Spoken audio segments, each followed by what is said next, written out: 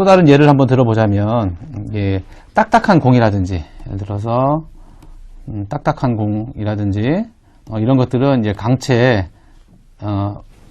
이렇게 분류를 할 수 있지만, 예를 들어서, 물이 든 풍선이라든지, 아니면, 공기가 들어있는,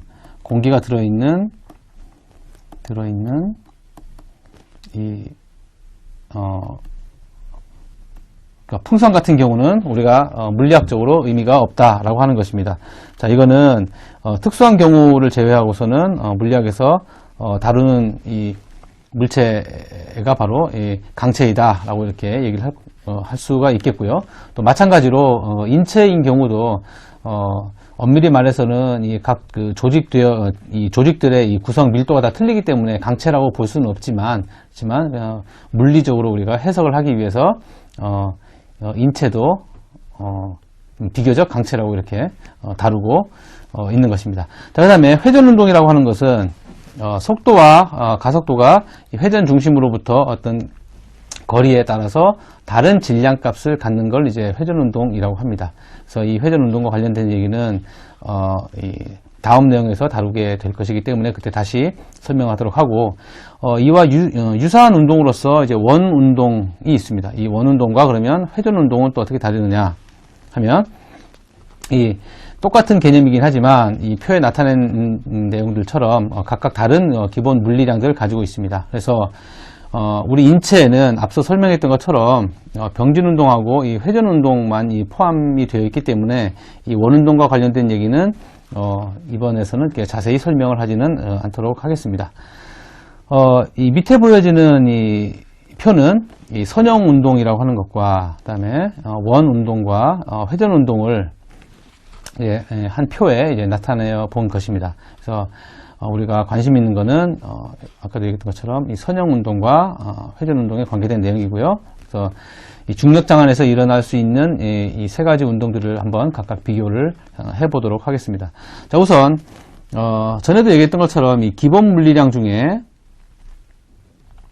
량들 중에 이 질량이라고 하는 것을 우리가 한번 살펴보게 되면 선형운동에서는 질량을 M이라고 표시를 하게 되고, 그 다음에 원운동에서도 마찬가지로 M이라고 표시하고, 회전운동인 경우는 이렇게 I로 이렇게 표시를 하게 됩니다. 자, 이 I라고 하는 것은 어디서 나왔느냐 하면 바로 여기에 관성이라고 하는 그런 내용에서부터 나오게 된 것입니다. 그래서 회전운동을 할 때라고 하는 것은 아까도 얘기했던 것처럼 회전 중심에서부터 각각 멀어짐에 따라서 이 회전 속도가 더 빠르기 때문에 거기에 작용하는 질량이라든지 아니면 힘도 각각 다르게 작용이 되기 때문에 M과 다르게 이렇게 다루게 될 것입니다. 자, 그리고 위치와 관계된 거를 이렇게 물리량들 한번 비교를 한번 해보면, 선형 운동인 경우는 거리 X로 이렇게 표시를 합니다. 그리고 우리는 잘 알고 있는 것처럼 원 운동인 경우에 대해서는 바로 호의 길이가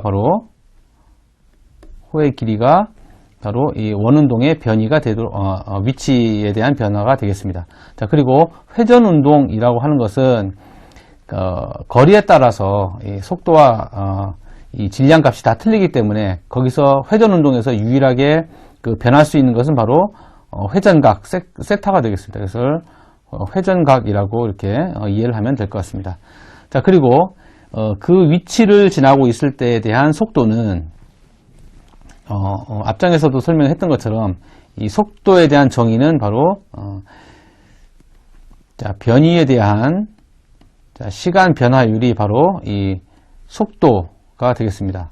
자, 이것처럼 이 위치는 dx가 될 것이고요. 그 다음에 시간 변화는 dt가 이렇게 되겠습니다. 그래서 v라고 하는 것은 dt분의 dx로 이렇게 표시할 수가 있겠습니다. 자, 원운동도 마찬가지로 각각의 변수에 대해서 시간에 대한 변이의 변화율이고, 이것과 관계된 것을 각각 나타내 보면 요 위에서 있는 이 위치에 관계된 이 r 세타라고 하는 것을 표현하게 되면 r 그다음에 오메가가 이렇게 되겠습니다.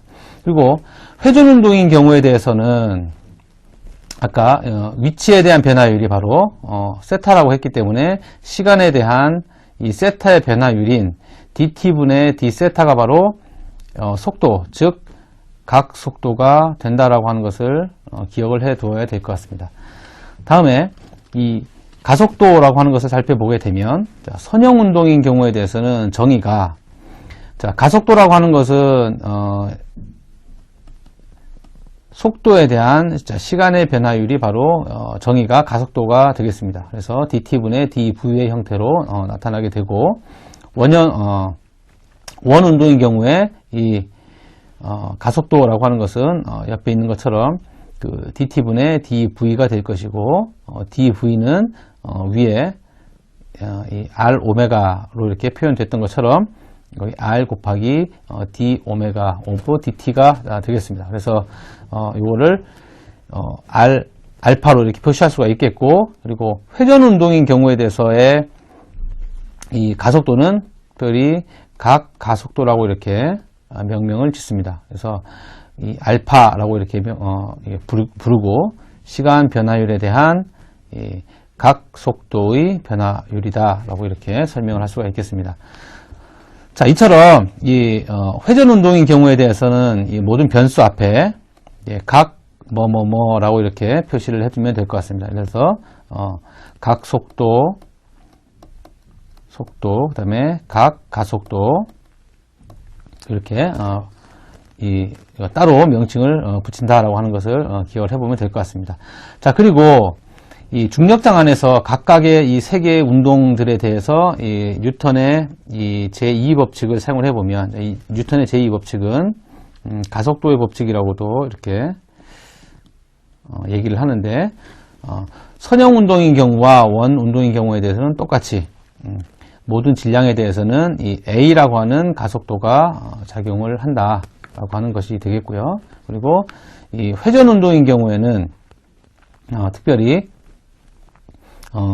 우리가 관측하고자 하는 것은 바로 이 I가 되겠습니다. 그래서 질량과 관계된 내용은 바로 I가 될 것이고, 그리고 회전 운동인 경우에 대해서 이 가속도라고 하는 것은 위에서 설명했었던 각 가속도이기 때문에 이 MA와 관계된 것을 이렇게 써보면 A와 관계된 게 I고, 그 다음에 A와 관계된 게 알파이기 때문에 I 알파로 이렇게 이렇게 쓰여질 수가 있겠습니다. 그리고 특별히 이 같은 형태이기는 하지만 회전 운동인 경우에 제2 법칙 여기에 타우로 이렇게 표현을 하고, 이거는 타우라고 이렇게 읽습니다. 그리고 이 타우라고 하는 것은 우리가 잘 쓰고 있는 말들 중에 토크라고도 이렇게 얘기를 하기도 합니다. 그래서 토크다라고 하는 것은 회전 운동인 경우에 대해서 가속도의 법칙에서 나타나는 힘이다라고 이렇게 이해를 하고 있으면 되겠습니다. 자, 그리고 각각의 운동에서 한 일이라고 하는 것은 다음과 같이 나타낼 수가 있겠고요. 일이라고 하는 것은 우리가 이 힘이 이동된 변화의 합이다라고 이렇게 설명을 해보면 되겠습니다. 자, 이 얘기는 좀 더 쉽게 얘기를 해보면, 우리가 A라고 하는 점에서부터 B라고 하는 점까지 계속 이동을 하게 되는데, 속도가 일정하다면 관계가 없지만 매 순간마다가 힘이 다 틀리다. 이동하는 데까지 각각 틀리다, 힘이 틀리다 그러면 이때 1이라고 하는 것은, 우리가 가해진 1이라고 하는 것은 F1 더하기 F2 더하기 F3가 된다라고 하는 식이 바로 요 식이 되겠습니다. 마찬가지로 원 운동인 경우에도 이 원 운동을 하는 데 있어서 한 1이라고 하는 것은 선형 운동과 마찬가지로 인테그랄 F, 즉 그 이동한 변이가 있을 때까지의 가해준 힘의 합과 같다라고 이렇게 나타낼 수가 있겠습니다.